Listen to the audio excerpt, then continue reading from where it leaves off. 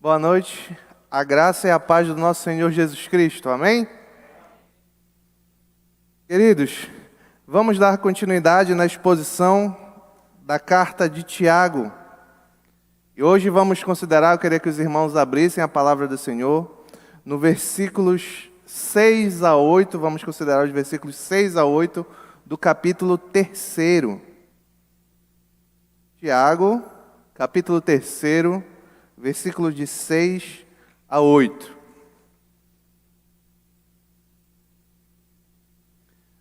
Todos nós, em maior ou menor medida, já escutamos falar da Segunda Guerra Mundial, conhecida como a Grande Guerra. E esse evento catastrófico da humanidade iniciou um ato, o estopim que iniciou esta grande guerra, ocorreu quando o exército alemão invadiu a Polônia em 1º de setembro de 1939. Mas eu queria fazer uma pergunta: será que foi aí que começou essa guerra? Os historiadores dizem que esse foi o evento estopim. Mas será que foi aí? Antes disso, na década de 30, Hitler, que era o líder do exército e do povo alemão naquele contexto, tinha o objetivo de construir um império para o local em que pudesse ficar apropriado ao povo ariano, uma classe superior que Hitler defendia. Isso em 1930, 9 anos antes desse ataque. Mas será que foi aí, então, que, quando ele começou a ter essas ideias, que de fato deu início àquela guerra? Em 1925, Hitler, enquanto preso, escreveu um livro chamado Mein Kampf, traduzindo Minha Luta, onde ali ele registrou as ideias que originaram todo a sua forma, as ideias que guiaram toda a sua forma de pensar, seus ideais, com os quais ele convenceu o povo alemão a entrar em provocar essa grande guerra. Os historiadores calculam que a cada palavra nesse livro, 125 pessoas morreram na Segunda Guerra Mundial. Vou repetir, é um livro grosso, quem já teve a oportunidade de ver, é um livro dessa grossura. Cada palavra escrita no livro corresponde a 125 mortes na guerra. Mas será que começou aí? É difícil precisar até onde nós podemos voltar em uma cadeia de acontecimentos para mostrar quão danosa e quão perigosa pode ser a língua do homem, o falar do homem. E a ideia não é a língua, o órgão, mas o que o homem é capaz de comunicar. Por isso, nós vamos agora ler o nosso texto, que Tiago está tratando. Para quem esteve domingo à noite passado, a gente está tratando justamente desse problema da língua. Então vamos lá, Tiago, capítulo 3, versículos 6 a 8. Diz assim a palavra do Senhor: Assim também a língua é um fogo, é um mundo de iniquidade, colocada entre os membros do nosso corpo, contamina a pessoa por inteiro, incendeia todo o curso de sua vida, sendo ela mesma incendiada pelo inferno. Toda espécie de animais, aves, répteis e criaturas do mar doma-se e tem sido domada pela espécie humana. A língua, porém, ninguém consegue domar. É um mal incontrolável e cheio de veneno mortífero. Oremos ao Senhor. Pai querido, obrigado pela Tua palavra, Senhor. Nos molda por meio dela, Senhor, que nós saiamos daqui transformados, dispostos a obedecer, revelar o nosso amor por meio da obediência, Pai. É o que pedimos, em nome de Jesus. Amém. Quando consideramos essa seção da carta que Tiago está tratando quanto ao problema da língua, ela iniciou lá no versículo 1 do capítulo 3. E domingo passado, nós vimos a necessidade que nós temos de enfrentar o problema da língua. Mas repito, não é a língua, o órgão, mas o falar, o que nós comunicamos. E ali nós vimos que a língua, é um poderoso adversário, uma poderosa adversária. E nós consideramos que ela era, no versos 1 a 2 do capítulo 3, uma poderosa adversária dos mestres. Que aqueles que se dispõem a ser mestres vão ser julgados com maior rigor. É isso que Tiago disse nesses versículos. No sentido de que, não deve haver mestres na igreja, não deve, mas aqueles que vão se dedicam a essa vida precisam ter muito cuidado e muita responsabilidade por tudo aquilo que diz. O segundo ponto que nós consideramos é que a língua é uma adversária controladora. E Tiago mostrou isso por meio de duas ilustrações. O freio do cavalo, um pequeno freio que colocado na boca do cavalo é capaz de controlar o corpo todo. E o leme do navio, da mesma forma. Um pequeno leme do navio controla uma imensa embarcação. O terceiro ponto, que nós vimos no verso 5, Tiago mostra com uma outra ilustração que essa adversária, a língua, ela também tem um grande poder destruidor. Por isso que ele diz assim: uma pequena fagulha é capaz de incendiar uma grande floresta. Isso ilustrando. Em continuidade, hoje eu queria que nós tentássemos extrair do texto o quão poderosa é essa adversária dos mestres, essa adversária controladora e essa adversária destruidora. E também a origem deste maligno poder que a língua possui e o quão difícil pode ser lidar com ela. E para isso, vamos ao primeiro ponto. Uma adversária poderosa. É a sequência, parte 2. Então a gente está vendo características dessa adversária. Ponto 1. Uma adversária poderosa. Tiago 3, capítulo 6. Vou ler novamente. Assim também, a língua é um fogo. É um mundo de iniquidade entre os membros do nosso corpo e contamina a pessoa por inteiro. Incendeia todo o curso da sua vida, sendo ela mesma incendiada pelo inferno. Aqui no verso 6, Tiago vai destrinchar o poder da língua, a sua origem, aplicando as 3 ilustrações que eu acabei de resumir, que nós vimos domingo passado, à língua, a esse poderoso órgão na ilustração de Tiago. E ele começa dizendo, o iniciozinho do versículo 6, assim também, como as 3 ilustrações anteriores, a língua é um fogo, ou seja, é a língua que acende a fagulha que Tiago acabou de dizer, que incendeia a floresta. E quando que a língua é o fogo? Por que a língua é chamada de fogo? Você já tentou controlar o fogo? Alguém? Não, pega um fogo, não, eu vou arredar um pouco esse fogo aqui. Não, um fogo, claro que o palito você assopra e apaga, mas eu estou falando um fogo inesperado. É muito difícil de controlar um fogo.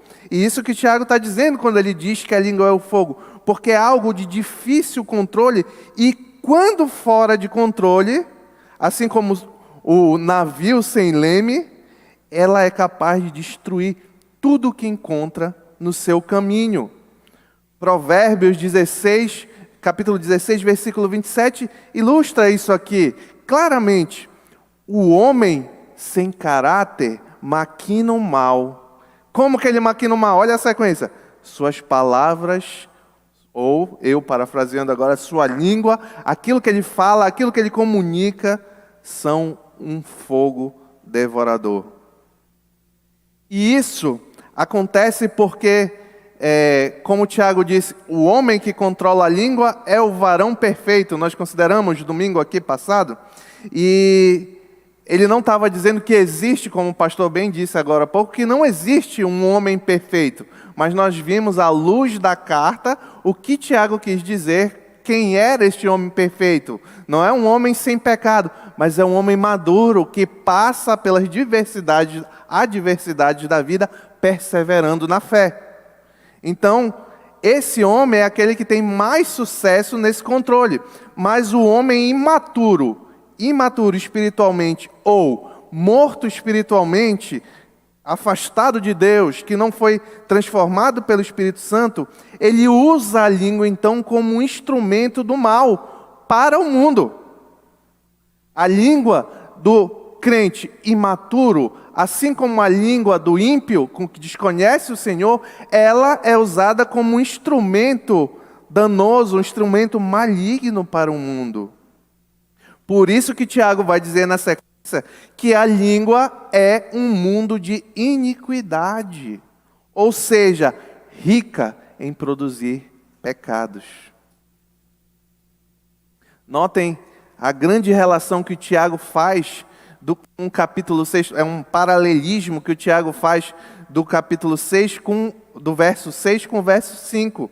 Ele diz, lá uma pequena fagulha queima toda a floresta. Aqui a língua, o pequeno órgão é fogo em um mundo de iniquidade. Então ele está querendo atribuir à língua o caráter de gerar iniquidade, de contribuir para a iniquidade. E é esse pequeno e poderoso órgão que Tiago está ilustrando, na sequência do versículo 6, que é colocado entre os membros do nosso corpo e contamina a pessoa por inteiro. Como a língua é capaz de contaminar a pessoa por inteiro? Todos nós sabemos. Mentiras, difamação, quando se usa o falar para alimentar o ódio, criar discórdia, incita a luxúria, o pecado, a perversidade, a imoralidade sexual. A língua é um instrumento que, quando mal usado, gera todas essas coisas. E muito mais. E por causa dessa tendência, desse instrumento poderoso para o mal, é que o Tiago diz que contamina a pessoa por inteiro. E essa palavra, traduzida como contamina, ela poderia ser traduzida como polui ou suja, de forma que a língua perversa nos suja, nos contamina por inteiro. É como um copo d'água que você joga um pouco de sujo. Depois não tem mais como separar isso. É o perigo da língua incontrolada. É o perigo da língua que é usada para difundir iniquidades. Nós não podemos esquecer que o que Tiago está fazendo aqui é apenas uma ilustração. Porque ele não está se referindo ao órgão, esse órgão aqui conectado no pescoço, na boca, etc. Ele não está se referindo ao órgão. Ele está se referindo aqui o homem, ao que o ser humano comunica ao próximo. E por que é importante fazer essa observação? Porque aí entra o campo de visão do que Tiago está falando, aumenta muito mais. Porque não é só o que eu falo agora, o que eu estou falando com a minha língua, órgão, mas é o que eu digito, é o que eu teclo, às vezes o que eu expresso facialmente. Uma irmã mandou uma mensagem para mim no Instagram dizendo: pastor, serve também expressão facial quando você olha com desprezo para alguém, com reprovação? E de alguma medida serve, porque é o que você está comunicando. A língua em si não produz nada. Alguém já viu uma língua? A parte da boca é a menor parte. Quem é médico aqui sabe. A parte que aparece para fora é a menor parte. A língua é um negócio um pouco grande aqui para dentro. Mas ela não é capaz de produzir nada. Ela só manifesta o fruto do nosso coração. Isso aí está expresso em diversas passagens na Escritura. Mas nosso Senhor Jesus Cristo deixa bem claro isso aqui no Evangelho de Marcos. Abra sua palavra, se você puder. Evangelho de Marcos, capítulo 7. Vamos considerar ler o versículo 18 a 23. É isso aqui que o nosso Senhor Jesus Cristo vai dizer que a língua faz. Manifesta aquilo que está no nosso coração. Olha lá. Evangelho de Marcos, capítulo 7, a partir do versículo 18. Será que vocês também não conseguem entender? Perguntou-lhe Jesus. Não percebem que nada que entre no homem pode torná-lo impuro? Porque não entra em seu coração, mas em seu estômago. E ele está se referindo aos rituais alimentares, né? Ele está dizendo, o que entra porque não entra em seu coração, mas em seu estômago, sendo depois eliminados. Ao dizer isso, Jesus declarou puro todos os alimentos e continuou: o que sai do homem é o que o torna impuro, pois do interior do coração dos homens vêm os maus pensamentos, as imoralidades sexuais, os roubos, os homicídios, os adultérios, as cobiças, as maldades, o engano, a devassidão, a inveja, a calúnia, a arrogância e a insensatez. Todos esses males vêm de dentro do homem e o tornam impuro. A língua é o instrumento para demonstrar esses males que existem no coração do homem. Notem que Tiago é um autor difícil, porque ele parece que ele está indo numa direção, depois ele vai para outra, mas ele tem um padrão prático. Tiago tem um padrão prático da forma que ele escreve. Nós consideramos aqui em algumas mensagens que Tiago diz que a fé se percebe por meio das obras. Se você tem fé, então você deve produzir obras. Essa é a forma de perceber a nossa fé, por meio dos frutos que nós produzimos. Agora, Tiago está usando o mesmo padrão prático. A impureza do coração se percebe por meio do descontrole da língua. O que ele está dizendo? Se você tem fé, você vai produzir boas obras. Mas se você é impuro, a sua língua vai lhe denunciar. Se essa impureza do nosso coração, então, dominar a nossa língua, assim como a fagulha que queima a floresta inteira, assim também essa fagulha, na sequência do nosso texto, do versículo 6 do capítulo 3, incendeia todo o curso da sua vida. E esse fogo consome a vida da pessoa toda. O Senhor Jesus, como nós lemos agora, diz: o que sai do homem é o que torna impuro. E aqui nos traz uma lição importante que, como o pastor disse aqui, deve ser o dever de todo cristão, a luta contra o pecado. O cristão tem que estar sempre lutando contra o pecado, porque nenhum cristão alcançou a perfeição. E na luta, no meio dessa luta contra o pecado, a luta para controlar a língua é um imperativo decisivo. É decisivo como você vai controlar a sua língua, vai revelar o quanto você tem tido sucesso em lutar contra o seu pecado. Aquela pequena maldade, aquela inveja, tem um termo que é ridículo, inveja branca, não existe. Inveja é pecado. Aquela inveja, aquela murmuração, aquela ofensa, difamação, aquela fofoca leve, é só para descontrair, né? É pecado. É tudo tentação do coração do homem para revelar a impureza que está lá dentro. Só que notem um detalhe aqui importante. Muitas vezes nós nutrimos esse sentimento de inveja, de murmuração. Até enquanto esse sentimento está nascendo no coração, ele é um pecado, uma tentação a ser vencida. Mas depois que nós usamos a língua para expressar esses pecados, aí é tarde demais.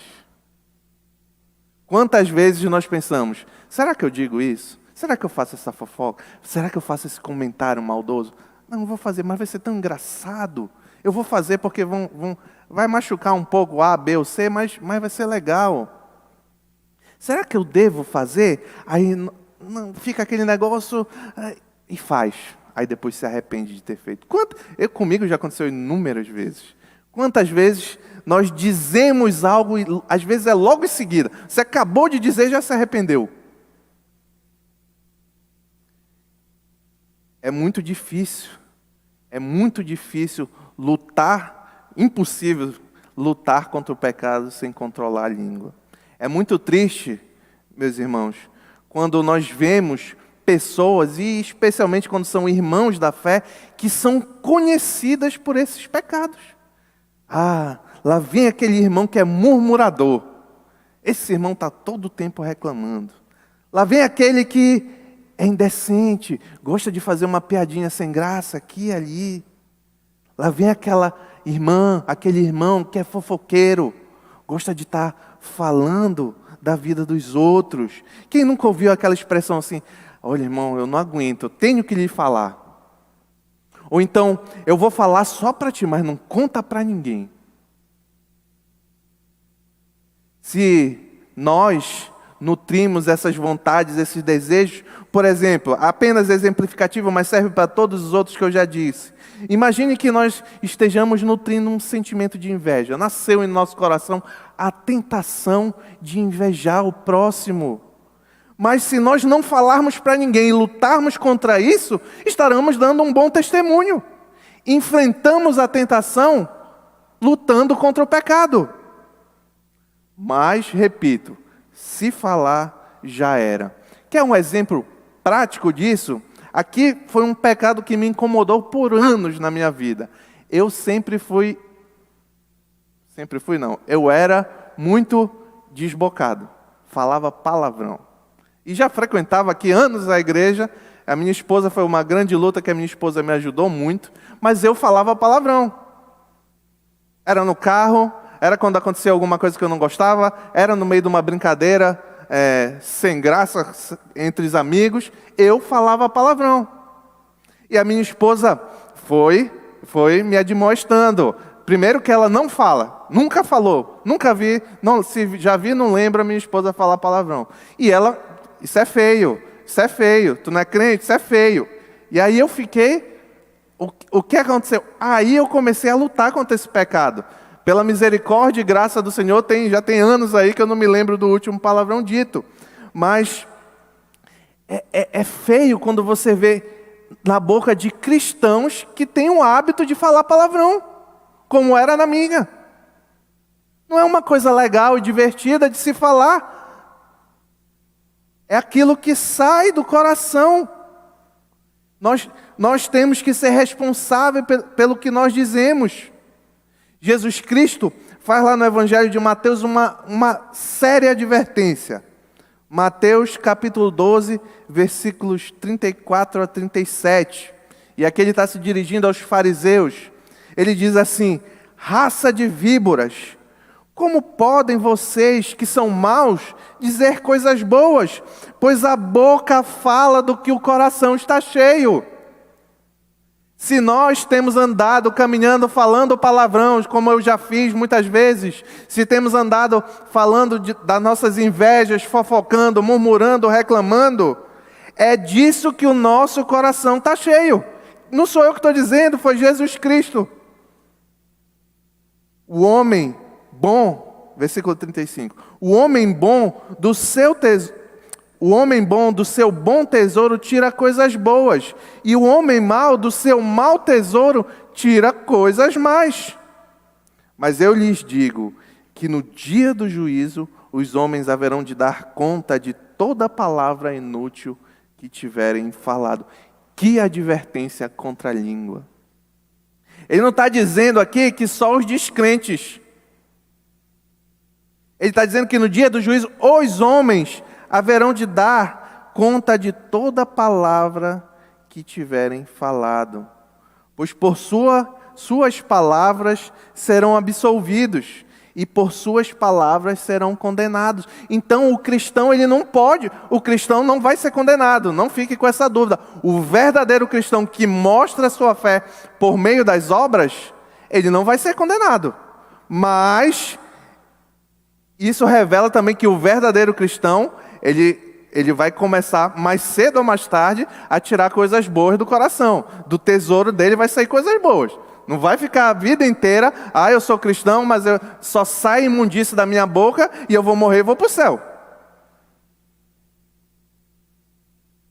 Agora, na sequência, esse versículo é bem cheio de informação. Na sequência do versículo 6, Tiago traz uma grave revelação sobre essa poderosa adversária. Ele diz lá no finalzinho do verso 6, sendo ela mesma incendiada pelo inferno. A palavra que Tiago usa como inferno, aí tem uma conotação hebraica. Lembre que Tiago está falando com cristãos que se converteram do judaísmo. Então ele tem uma conotação hebraica, Gina, no grego, que era o vale do filho de Inom, que ficava próximo de Jerusalém e era o local onde eram oferecidos sacrifícios a Moloque. E mais tarde, esse local passou a ser um local onde se queimava lixo. Com o tempo, esse nome foi adquirindo um outro significado, do lugar de castigo da próxima vida, o lugar para onde vai e são banidos os condenados, o inferno, para onde o descrente vai quando morre. Nesse versículo fica claro que o próprio Satanás é que inflama a língua para ser usada pelo mal no ser humano. Nota que Tiago usa inferno, a palavra inferno, fazendo referência ao reino de Satanás. Assim como nós dizemos aqui na igreja, eu vou servir na obra do reino. Eu vou servir na obra do reino em que Jesus Cristo é o Senhor. A língua descontrolada usada para o mal é o serviço ao inferno e, consequentemente, ao Senhor, entre aspas, do inferno, Satanás, porque Deus é o Senhor de todas as coisas. Então, o que Tiago está dizendo é que a nossa língua, isso é uma advertência para nós, quando descontrolada, quando produz todas essas coisas, na verdade, nós estamos nos deixando usar por Satanás. Quer um exemplo disso? O descontrole na língua gera contendas dentro da igreja. Toda contenda, divisão, tudo que já aconteceu em qualquer igreja foi pelo descontrole da língua. A quem isso é útil? Ao reino de Deus? A Jesus Cristo? Não. O descontrole da língua é útil a Satanás. Para lutar, então, aqui é uma lição para nós, para lutarmos nessa batalha e estarmos colocados diante de Cristo, é preciso uma vida de dedicação, oração, jejum, vida devocional, voltada a manter uma vida de santidade, lutando contra essa poderosa adversária que é a língua. A caminhada cristã, ela é como um cabo de guerra. Paulo fala isso em Romanos, que a carne puxa para um lado, o espírito puxa para o outro. Gálatas também. É um cabo de guerra. Quanto mais você alimenta a sua santidade com meios de graça, com vinda ao culto, tendo comunhão com os irmãos, mais força você tem para puxar para o outro lado, para o lado bom. Mas quanto mais você vai se envolvendo com as coisas do mundo, com as coisas da carne, você vai perdendo força desse lado. E aí o lado do pecado começa a puxar. E a língua vai ser um holofote do que está no seu coração. Mas isso nos traz uma excelente lição para essa luta contra os pecados da língua. Que ela não é uma luta física, mas ela é uma luta espiritual. Paulo diz lá em Efésios capítulo 6, versículo 12, texto conhecido de todos, porque a nossa luta não é contra o sangue e a carne, e sim contra os principados e potestades, contra os dominadores deste mundo tenebroso, contra as forças espirituais do mal nas regiões celestes. Se a sua língua está sendo usada para o mal, para a perversidade, a sua língua está sendo usada por Satanás. Está sendo usada para propagar o reino de Satanás. Não é isso que a língua do crente faz. Ela anda em serviço do reino do Senhor. O segundo ponto, esse primeiro foi bem comprido, né? O segundo é dominadores dominados. Volta lá para o nosso texto, Tiago capítulo 3, versículos 7 a 8. Toda espécie de animais, aves, répteis e criaturas do mar doma-se e tem sido domada pela espécie humana. A língua, porém, ninguém consegue domar. É um mal incontrolável, cheio de veneno mortífero. Tiago disse a lenha. Até aqui, Tiago apresentou ilustrações da necessidade de controlar e refrear a língua e do poder destruidor dessa. Sempre de alguma forma destacando, mostrando alguma capacidade de controle pelo homem. Exemplo, o freio do cavalo, um pequeno freio que controla tudo. Só que agora, Tiago ressalta ainda mais, ele aumenta mais a revelação do poder dessa adversária do cristão. Notem que, apesar de não fazer uma referência literal, Tiago parte, como é o padrão dele, para um argumento escriturístico. Ele vai para a escritura. Porque ele vai mostrar que, ele afirma que ao homem foi dado poder de ser governante da criação de Deus, pois ao homem foi dado domínio sobre todas as criaturas que andam, rastejam, voam e nadam. Onde ele foi buscar isso na Escritura? Gênesis capítulo 1, versículo 26.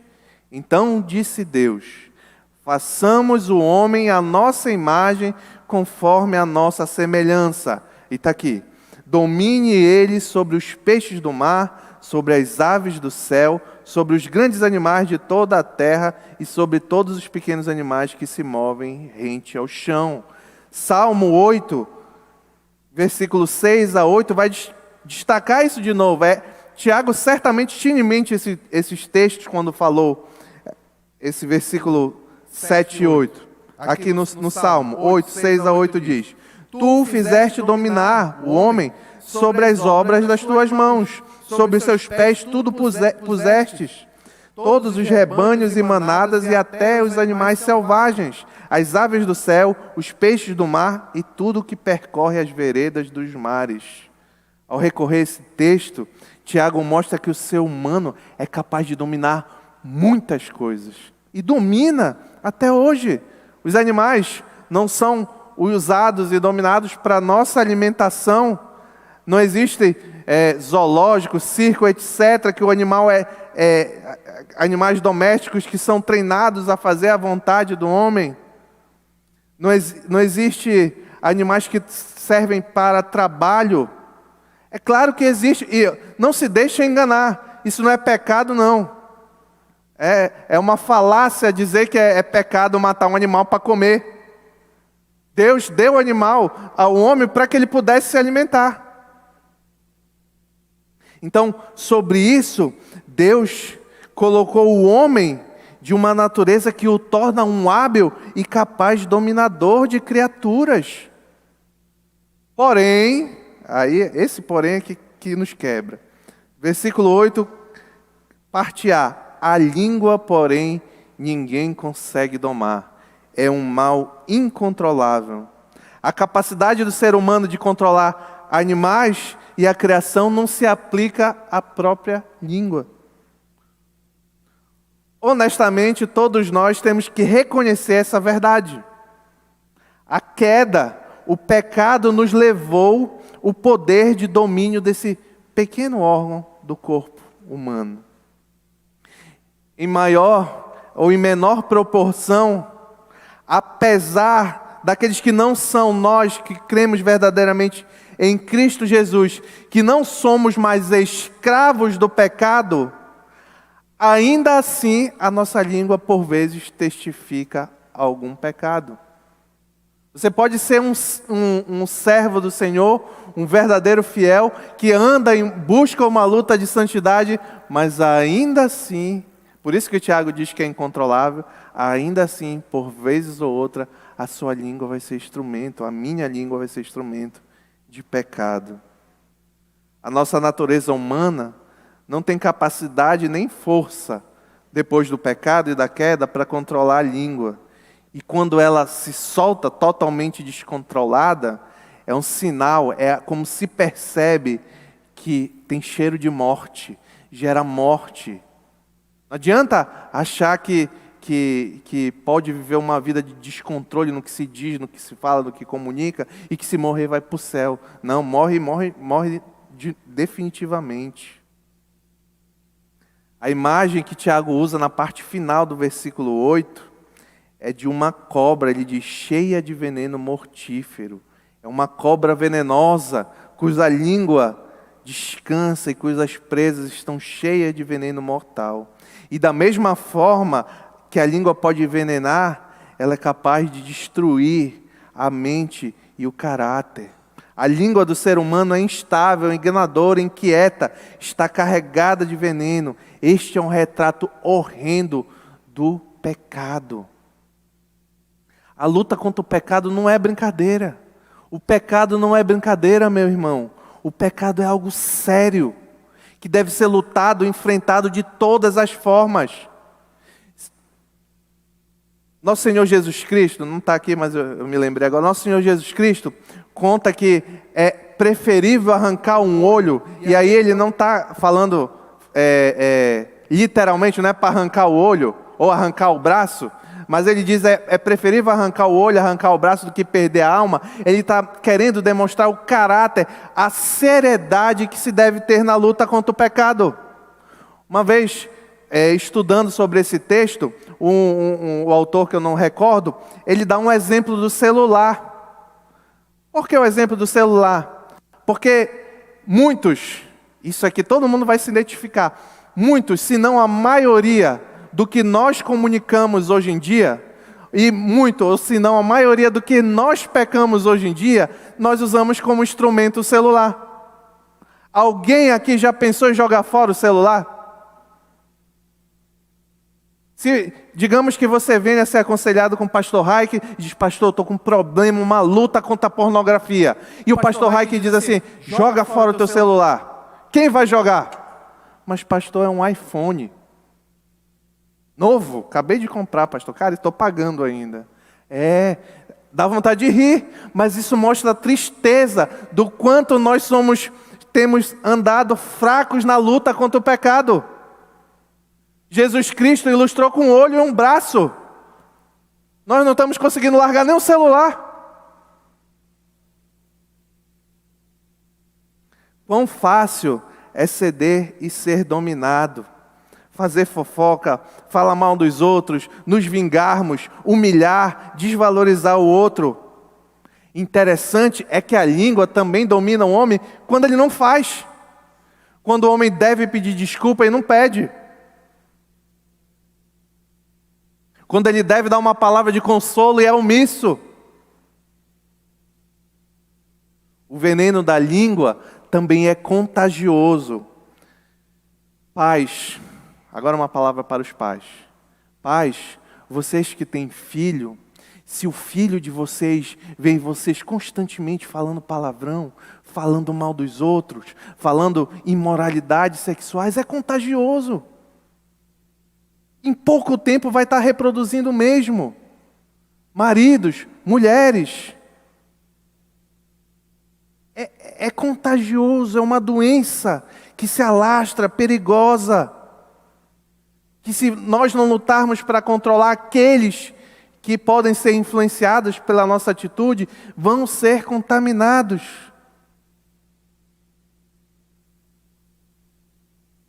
O que fazer diante desta poderosa adversária? Uma direção que pode nos ajudar, Tiago já tratou na carta, é a nossa relação com o próximo, o amor. O amor, meus irmãos, vence muitos pecados. 1 Pedro, capítulo 8, versículo 8 a 9 diz, sobretudo, amem-se sinceramente uns aos outros, porque o amor perdoa muitíssimos pecados. Se nós nos dedicarmos a amar uns aos outros, cada vez mais, na proporção que amamos, vamos falar menos mal. Vamos criticar menos. Vamos murmurar menos. Vamos fofocar menos. Continua o texto de 1 Pedro. Sejam mutuamente hospitaleiros, sem reclamação. Olha a consequência do amor. Se teu irmão falhou contigo, Lucas, Evangelho de Lucas 17, 3 e 4, tomem cuidado. Se o seu irmão pecar, chegue para o irmão e repreenda, eu estou parafraseando. E se ele se arrepender, perdoa. E se pecar 7 vezes no dia? Por que Jesus usou o número 7? Porque o 7 tem um significado de completude. Ele está querendo dizer, na cultura, ele está querendo dizer que se o irmão pecar muito durante o dia, 7 vezes no dia, e 7 vezes voltar e se arrepender, ele diz aqui, sabe o que você faz? Fala mal do irmão. Vai e conta para todo mundo que o irmão pecou 7 vezes o dia inteiro? Não, ele diz, se você for com o irmão e ele pecar 7 vezes, ele voltar e disser, estou arrependido, perdoa-lhe. Mas tem uma última lição antes de entrar na conclusão, que pode nos ajudar muito. Em muitos casos, o melhor é ficar calado. No início, afirmei que era muito difícil precisar onde, de fato, indo numa cadeia de eventos, havia iniciado a Segunda Guerra Mundial, a Grande Guerra. Mas certamente sabemos, todos nós sabemos, que ela iniciou em um mundo de ideias e palavras. Com o refazer desses acontecimentos até o início é muito difícil, mas eu fui atrás, me empenhei, quis saber onde iniciou essa guerra que causou tanto dano. E eu achei o resultado. Abra a palavra do Senhor em Gênesis, capítulo 3, versículo 1 a 6. Está aí o início. Olha o início da guerra. Gênesis, capítulo 3, versículo 1 a 6. Ora, a serpente era o mais astuto de todos os animais selvagens que o Senhor Deus tinha feito. E ela perguntou à mulher, foi isto mesmo que disse? Não comam de nenhum fruto das árvores do jardim. Olha a língua da serpente. Respondeu a mulher à serpente, podemos comer do fruto das árvores do jardim. Mas Deus disse, não comam do fruto da árvore que está no meio do jardim, nem toquem nele. Do contrário, vocês morrerão. Deus sabe que no dia em que dele comerem, seus olhos se abrirão, e vocês, como Deus, serão conhecedores do bem e do mal. A mulher ouviu o que a língua de Satanás disse, olhou para a árvore, lá no versículo 6, quando a mulher viu que a árvore parecia agradável ao paladar, era atraente aos olhos, além disso, desejável para dela se obter discernimento, tomou do seu fruto, comeu e deu ao seu marido, que comeu também. Olha, aqui iniciou, meu irmão. Aqui por meio da língua de Satanás, a língua do ser humano começou a ser usado para o mal. Mas nós temos a graça e a misericórdia de Cristo sobre nós. Cristo morreu da cruz do Calvário para nos tornar capazes de enfrentar e lutar contra qualquer pecado.